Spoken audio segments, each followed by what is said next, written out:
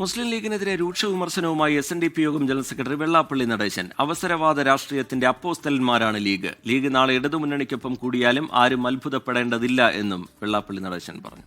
വർഗീയതയുടെ ഏണിയിലൂടെ ഉപമുഖ്യമന്ത്രി പദത്തിലെത്താനുള്ള ശ്രമത്തിലാണ് ലീഗെന്നും യോഗനാഥം മാസികയിലെ മുഖപ്രസംഗത്തിൽ വിമർശനം. വിവരങ്ങളുമായി കൊച്ചിയിൽ നിന്ന് ശ്യാംകുമാറാണ് ചെയ്യുന്നത്.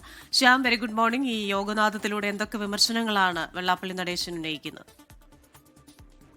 ക്രിസ്ത്യന റീജിത്ത് SNDP യോഗത്തിന്റെ മുഖപത്രമായ യോഗനാഥത്തിന്റെ ഈ ആഴ്ചയിലെ മുഖപ്രസംഗത്തിലാണ് ചീഫ് എഡിറ്റർ കൂടിയായ വെള്ളാപ്പള്ളി നടേശൻ രൂക്ഷ വിമർശനം മുസ്ലിം ലീഗിനെതിരെ ഉന്നയിക്കുന്നത്. യോഗനാഥ മാസികയുടെ മുഖപ്രസംഗത്തിൽ മുസ്ലിം ലീഗിന്റെ മതേതര പൊയ്മുഖം എന്നാണ് ആ മുഖപ്രസംഗത്തിന് ആമുഖം പോലെ കൊടുത്തിരിക്കുന്നത്.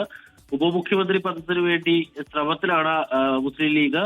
വർഗീയതയുടെ ഏടിയിലൂടെയാണ് ഇതിനുവേണ്ടി ശ്രമിക്കുന്നത്. ഇടതുമുന്നണിയുടെ കൂടെ മുസ്ലിം ലീഗ് പോയാലും അത്ഭുതപ്പെടാനില്ല തുടങ്ങിയ വിമർശനങ്ങളാണ് ഉന്നയിക്കുന്നത്. അതിൽ പ്രധാനപ്പെട്ടത്, ഇങ്ങനെ ഇടതുമുന്നണിയുടെ കൂടെ പോയാലും വർഗീയതയുടെ വോട്ട് കച്ചവടം നടക്കുന്നതിനാൽ ഇവരെല്ലാവരും മുസ്ലിം ലീഗിനെ കൂടെ കൂട്ടും.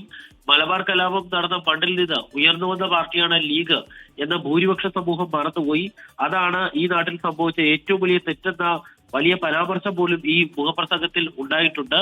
ലീഗ് നാളെ ആരുടെ കൂടെ കൂടിയാലും അത്ഭുതപ്പെടാനില്ല എന്നും പറയുന്നു. അതുകൊണ്ടാണ് ഇത്തരത്തിലുള്ള അവസരവാദ രാഷ്ട്രീയം ഉള്ളതുകൊണ്ടാണ് മുസ്ലിം ലീഗിനെയും ഷാജിയെയും പോലുള്ള നേതാക്കളെയും കേരളം ചുമക്കേണ്ടി വരുന്നത് എന്ന വിമർശനമാണ് ഈ മുഖപ്രസംഗത്തിൽ ഉൾപ്പെടുത്തിയിരിക്കുന്നത്. ക്രിസ്റ്റീന റിജിത്ത്. ശ്യാംകുമാർ വിശദാംശങ്ങൾ പങ്കുവെക്കുകയായിരുന്നു കൊച്ചിയിൽ നിന്ന്.